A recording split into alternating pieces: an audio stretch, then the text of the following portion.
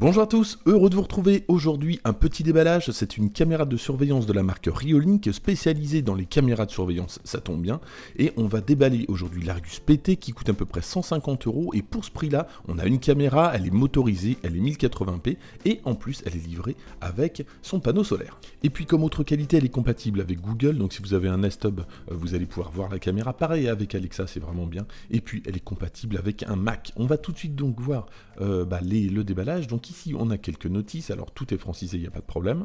Côté caméra maintenant, voilà donc à quoi ça ressemble. Alors par défaut, le nom de la marque est à l'envers puisque c'est une caméra qu'on met à l'envers, mais on peut exercer une rotation, il n'y a aucun problème. Là ici c'est le port antenne et globalement je suis à une quinzaine de mètres, 2 portes plus les murs et ça capte encore. On continue donc avec la fameuse antenne dont je vous parlais, et puis un ensemble d'accessoires qui va nous permettre d'installer la caméra sur un mur, donc il y aura des vis, etc. Et puis pour terminer, donc un câble micro USB vers USB. Concernant maintenant l'autre paquet, donc c'est le panneau solaire, donc quelques notices avec ce panneau solaire, mais il n'y a pas grand chose à comprendre. Et puis donc le panneau solaire, voilà juste ici, qui est compatible micro USB. Et puis un petit peu plus tard, je vous montrerai comment voir le niveau de la batterie de votre caméra, et puis surtout on verra si ça charge plutôt bien. Alors il y a eu des journées très ensoleillé, d'autres un peu moins, mais globalement ça marche très bien, donc pas d'inquiétude de ce côté-là, et donc c'est livré de la même manière avec le support pour l'accrocher au mur, et puis quelques vis. Et puis avant de passer à l'installation, donc compatible Android, iOS, Mac, ça c'est vraiment bien, on n'oublie pas de brancher l'antenne pour une meilleure portée, et puis même si la batterie est à 50%, on peut brancher le panneau solaire, donc on met le câble micro USB, et puis le petit bouchon, on le fixe bien pour qu'il y ait une bonne étanchéité. Pour l'installation, on lance l'App Store, on télécharge l'application Riolink. Alors l'application n'est pas vraiment bien notée, alors j'ai une petite explication, je pense qu'elle est un petit peu fouillie cette application, elle est en français, il n'y a pas de problème, mais il y en a un petit peu partout, elle a beaucoup de fonctions cette caméra, mais on en trouve partout en fait, donc il y a des menus improbables, justement pour activer la caméra sur Alexa, il faut aller dans un menu qui n'est pas forcément facile d'accès, donc j'en ai découvert un petit peu sur plusieurs jours, ça fait 15 jours que je teste cette caméra. Une fois qu'on est là, donc on va ajouter une caméra. Alors n'oublie pas d'allumer cette caméra, mais globalement l'installation se passe plutôt bien. Donc on appuie sur le bouton qui se trouve sur la caméra. Ensuite, on va donc juste ici et on va scanner le code QR qui se trouve sur la caméra. Et puis après, c'est du classique, ça va nous demander notre réseau Wi-Fi. Alors pour information, comme toujours, c'est du réseau 2,4 GHz. Et puis donc ça va nous demander de scanner le code QR généré sur l'appareil, sur l'iPhone. Et on va pouvoir le scanner avec la caméra, ça va associer les deux. Pour accéder au reset et à la carte micro SD, c'est juste ici, on lève un petit peu en dessous de la caméra, on a accès ici, alors pour resetter on appuie quelques secondes avec un trombone, et puis pour la carte micro SD malheureusement elle n'est pas fournie, donc il faudra racheter une carte micro SD et elle se formate à partir de l'application. La caméra est installée, donc voilà à quoi ressemble l'interface, c'est plutôt classique, on a ici donc la possibilité de visualiser du direct, d'enregistrer, de bouger la caméra puisqu'elle est motorisée, c'est ce que je vous disais, on a la possibilité de parler avec les personnes qui se trouvent devant la caméra.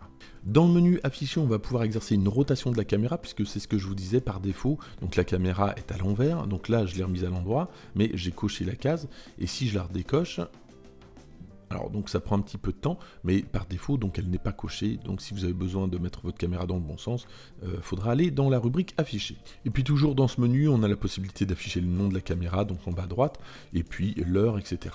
On reste dans la rubrique affichée, et puis on va dans la section qualité. Alors je vous le disais, cette caméra est 1080p, mais on peut la baisser un petit peu, et c'est vrai que par défaut c'est en 1080p, j'ai été un petit peu déçu par la latence, par certaines lenteurs en tout cas, de la caméra en 1080p, et en la baissant en 720p finalement, je trouve que c'est pas si mal, donc il y a pas mal de possibilités à modifier, donc on peut baisser un petit peu les paramètres, mais je pense que ce sont les serveurs de Riolink qui sont pas à la hauteur. Et justement, petit test de latence en 1080p, alors regardez, je bouge, et voilà, il se passe quasiment 2 secondes, le temps que ça réponde. Je trouve ça un petit peu long, j'ai vu pire, mais c'est un petit peu long, et c'est mieux en 720p. Autre option maintenant de cette caméra, les zones de masquage. Alors la plupart des caméras proposent des zones de masquage, ici on en a 3, et puis pour rappel le principe c'est très simple, sur le visualiseur on va tracer une zone, donc un carré, un rectangle qui va se noircir, et cette zone là en question ne fera pas réagir la caméra. Alors j'en ai pas parlé jusqu'ici, mais évidemment lorsqu'il va y avoir un mouvement sur votre caméra, vous allez avoir une notification, que ce soit sur votre téléphone ou sur votre Apple Watch. Petit coup d'œil maintenant en vision de nuit, c'est franchement pas terrible, mais vous allez voir qu'on peut améliorer un petit peu ça. J'avais testé une autre caméra d'ailleurs avec un capteur Sony de vision de nuit, franchement c'était magnifique. On s'en rapproche un petit peu, même si c'est pas encore ça. Et puis ici, donc voilà, je peux contrôler donc ma caméra. Alors c'est pas forcément très réactif, mais c'est juste en fait le retour. Dès que je bouge en fait le panneau de commande, ça me permet de bouger la caméra, mais le temps que l'information revienne, j'ai l'impression qu'il y a des lenteurs. Donc bon, c'est pas forcément super génial.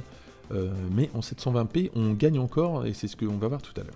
Alors revenons à notre vision de nuit, et regardez, on a une vision de nuit, donc je vais l'activer, on va voir la différence. Alors forcément, les couleurs sont un petit peu...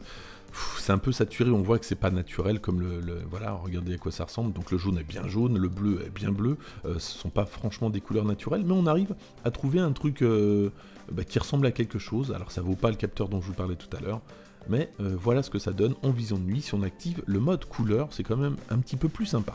Lorsqu'un mouvement est détecté, celui-ci est automatiquement enregistré sur la carte micro SD, non incluse malheureusement, donc ça fait un coût supplémentaire, mais la bonne nouvelle c'est qu'on n'est pas obligé de passer par un CLAD, donc pas d'abonnement mensuel, et ça c'est plutôt pas mal. Néanmoins, d'après ce que j'ai compris, le constructeur réfléchit à un CLAD qui serait payant, mais ça viendrait en plus de la carte micro SD. Point positif, cette caméra est compatible Google Home et Alexa, on installe la skill Reolink, et une fois qu'on a fait ça, on n'a plus qu'à demander... Montre terrasse. D'accord. Alors terrasse, c'est tout simplement le nom que j'ai donné à la caméra. On va pouvoir regarder un flux en direct en léger décalé. Il y a quand même 5, 6, 7 secondes à peu près de décalage. C'est sans doute dû au serveur d'Alexa et au serveur de Reolink. Et puis, on va pouvoir regarder ça pendant une dizaine de minutes sur les appareils Echo compatibles, donc Echo Show 5, Echo Show 8, 10, etc. Et donc, ça marchera également sur Google Nest Hub. On va faire un petit point concernant la latence. Alors là, sachez que je suis en 1080p, on va voir tout à l'heure en 720p. Alors, ça dépend évidemment de ce que vous voulez faire, si vous avez besoin d'une latence courte ou non. C'est pas son gros point fort, la latence. Je pense qu'il y a quand même un petit décalage qui peut être un petit peu énervant pour des personnes qui ont besoin de l'image en temps réel quasiment. Alors, généralement, c'est pour des services payants, souvent, par exemple avec le Ring, le Blink, on a quand même quelque chose d'un petit peu plus rapide. Néanmoins, c'est un abonnement qui coûte 3 € par mois. C'est un coût, là, faut savoir, ok, c'est peut-être un petit peu plus long, il y a un peu plus de latence, mais l'abonnement, il n'y en a pas, donc ça se réfléchit. On va tester maintenant en 720p, c'est un petit peu plus rapide. Alors certes, on dégrade un petit peu la qualité, mais c'est quand même un petit peu plus rapide, plus fluide. Et puis, alors pour revenir un petit peu aux caméras, je vous conseille quand même de diversifier vos marques de caméras pour pas mettre tous les œufs dans le même panier.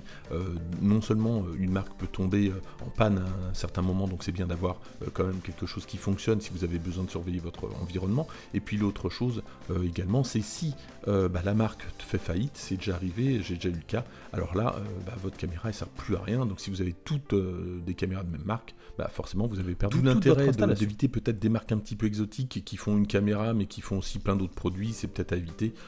Privilégier quand même les marques plutôt connues ou alors les vrais spécialistes de caméra. Alors concernant le PTZ, donc voilà, si j'abaisse un petit peu, c'est plutôt réactif, voilà, il y a peut-être une seconde de latence. Donc c'est pas mal en 720p, on a quand même quelque chose de plutôt correct. Et puis l'autre chose dont je vous ai parlé qui m'a beaucoup plu, c'est le fait qu'il y ait un client qui existe pour cette caméra, donc on le télécharge, c'est gratuit évidemment, et on a le contrôle de la caméra, donc avec les boutons PTZ aussi, on peut diriger la caméra, on peut écouter, on peut enregistrer. Franchement, c'est vraiment une bonne idée, en tout cas pour pouvoir contrôler tranquillement depuis son Mac. Côté batterie, ça tient plutôt pas mal. Alors l'avantage c'est vraiment le panneau solaire. Moi j'ai récupéré la batterie à 45% à peu près. Et puis il m'a fallu 4 jours pour récupérer mes 100%, sachant que pendant à peu près la moitié du temps, il avait quand même fait plutôt gris. Donc ça marche bien, ça charge plutôt bien. Dès qu'il y a un petit peu de soleil, ça prend bien. Donc c'est vraiment quelque chose que je vous conseille, ce panneau solaire. Et puis pour terminer, un petit point qu'on n'a pas abordé, c'est l'alerte sonore. Alors regardez ce que ça donne. Donc on l'active juste ici, c'est pas fou, franchement, mais bon, ça peut dépanner. Écoutons.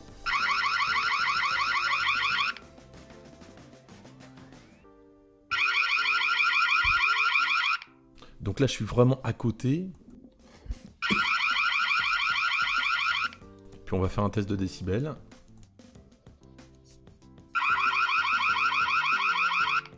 Voilà, 87 à 15 cm, c'est pas énorme. Et puis on peut personnaliser, alors on va essayer de faire un message qui fait peur. Je t'ai vu, sors de là.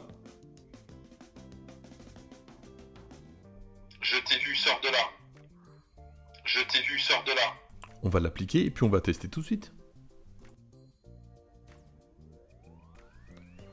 Donc voilà, je suis bien sur mon message alors qui est personnalisé et je vais bouger. Je t'ai vu, sors de là. Avec un message comme ça, forcément ça fait peur. Je t'ai vu, sors de là. Voilà donc pour cette caméra Reolink Argus PT, je vous mets tous les liens dans la description, c'est des liens Amazon. Et alors pour ceux qui souhaitent une caméra qui a une vision nocturne vraiment puissante, passez votre chemin. Pour ceux qui ont besoin d'un micro très puissant, par exemple pour effrayer avec une sirène, passez votre chemin. Mais globalement, cette caméra est plutôt homogène, polyvalente, pas si chère que ça, 150 € vu tout ce qu'elle fait. Donc elle conviendra à quand même pas mal de personnes. Merci d'avoir suivi ce test, n'hésitez pas à le liker, à le partager, à vous abonner si ce n'est pas déjà fait. Et moi je vous dis à très bientôt.